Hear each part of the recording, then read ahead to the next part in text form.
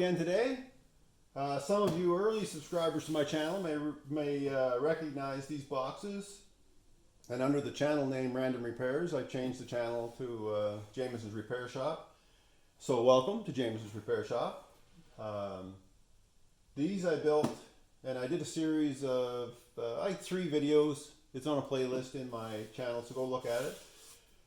However, it's like 2 to 3 years, and I can't even remember how long now. I'd have to look it up, but it's at least 2, maybe probably 3 years since I built these.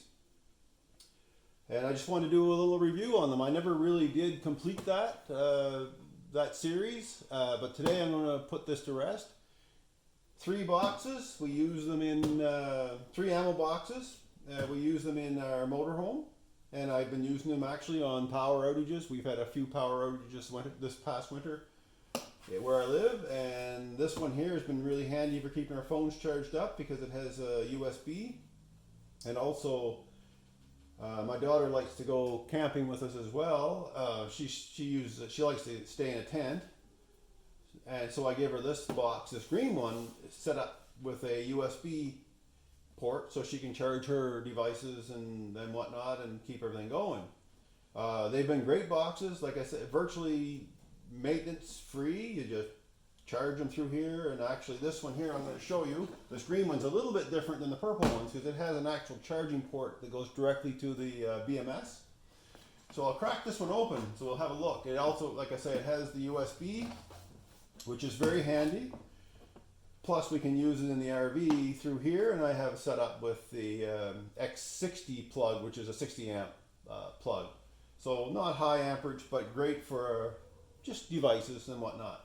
So I'll crack it open. Oh yeah, and here's I put a switch on here so you can shut it off, so it turns that on and off when you need to. They all have this, and it's going to be upside down. Actually, I'm going to flip it over since I showed the USB, because, okay, there we go, that's better. So there's our plug, and there's the power. Right there's 13 volts in it, 94%. These aren't adjusted 100%. I mean, they're just a monitor, so they actually should be showing 100% around 12.6 volts. But anyway, not a big deal there. And they'll go out on their own. So we'll just crack it open. They're all built roughly the same other than these features, like I said. Whoa, I got all my stuff in here. I got spare parts in here too. There's another switch. There's another BMS. And another switch. Wow. And here's my, it's a little, for balancing, or checking the balance of the batteries. You unplug this main wire from here, and you plug that in, and it'll give you the balance. And here's a little charger cord I plug into the van to charge this one up through this, like I said, this port here. Anyway, so that's the BMS. Through the negative, pretty straightforward stuff. Anyway, if you go to my videos, you'll see how I built it. So this one works, they work well. That's pretty much all there is, and in here is just more wiring, and there's your monitor, and there's the USB, and there's the switch. Yeah, it could be, I think I could tie wrap this stuff in better. But that's it, that's the battery pack. Probably shouldn't be storing a whole bunch of stuff in there, but for some reason I ended up, I think when we were camping and we were on the road, I wanted to make sure I had spare parts. So I did, I'll just set those aside for now. Like I say, they're all about the same. I get about, I was asked a couple times how many amp hours you can get out of these. These run anywhere from 21 to 23 amp hours each. Not as good as the prismatic batteries you can get today. When I was building these, they weren't available to me here in Saskatchewan. And even today, to go to a prismatic, which I'd love to try out and build a nice, 180 amp hour pack for the van, they either won't ship here because it's lithium packs. They won't carry them, and if you send it through courier, like the post office won't carry them.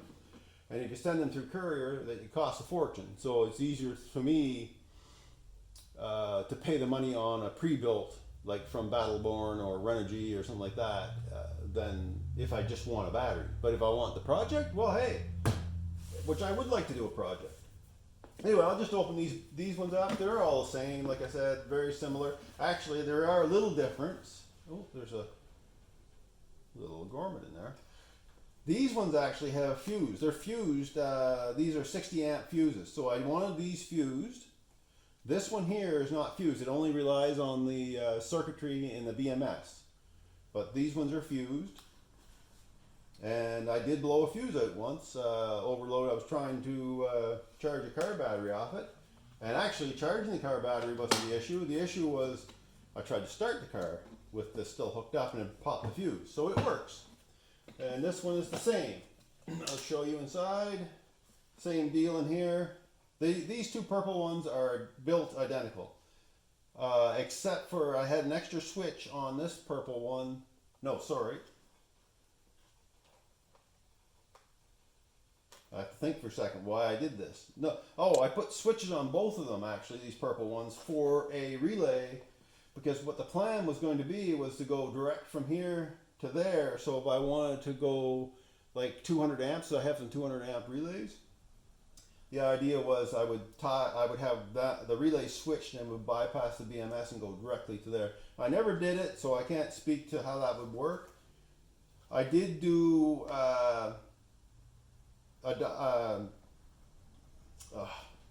gosh, it's not coming to me. It's a diode here to prevent backflow. So I jumpered from ground over to power, and for a what are the name of those diodes? Anyway, they're large diodes, a 15 amp diode. So what that was for was if you're running a motor or something, like a small motor, like a fan or anything. So when you shut it off, the power would flow back through the circuit rather than driving power back to here. It's quite common to have a diode across, just like a gate valve. Schottky diode, sorry. All right, the Schottky diode. You'll find them in solar cells and stuff. I had a bunch of them, so I put them in both of these. Actually, I think I did all three with the Schottkys. And I did have an issue with when I was running, I forget what it was now, to be honest with you. I was running something that had momentum and it had the ability to back charge. And it may have been a small motor, I'm not sure now, I forget. And it did cause some problems, so that's why I put them in. So that's that. So like I say, about 21 to 23 amp hours each. So 65 roughly amp hours for the van. Not great, not a whole bunch, but our van doesn't take a lot of power. Plus I have the Nissan Leaf pack that I built, which is in itself about 50, I get about 55 amp hours of the Nissan Leaf. It's 4 Nissan Leaf cells together. I don't have it out here with me to show you. It's a bit heavier, and it works well also. But with all three of these together, I'm running close to, it's over 100 amp hours of power for our Pleasureway van.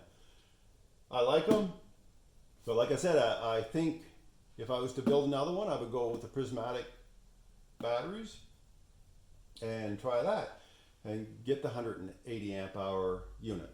So that'd be great. Anyway, I don't want to tie you up forever on this video. I just wanted to do a little quick review on these old packs. Any questions, leave them in the comments. I'd love to hear from you. I'm going to continue to use them. So far they've been great. And subscribe to my channel, like this video if you liked it. If you didn't like it, thumbs it down, that's okay. It's not going to hurt my feelings. So hit the notification bell if you want further content. Do you want to see it? Want to be notified of it? I want to apologize to the people that started following me when I was building these. I've transitioned from doing this kind of thing into automotive restoration or rust repair, and that may not be what people want to see that initially subscribed to my channel, and I'm sorry for that. That's just how life goes. With the change was I had a few vehicles I wanted to do, and now I'm into the middle of all that. Anyway, I just wanted to say thank you to the people that watch these videos. I had a lot of hits and a lot of watches, lots of good comments, and again, apologize for switching off of these and never really finishing it up. So today I'm finishing it up, and thank you very much, and I'll catch you in the next one.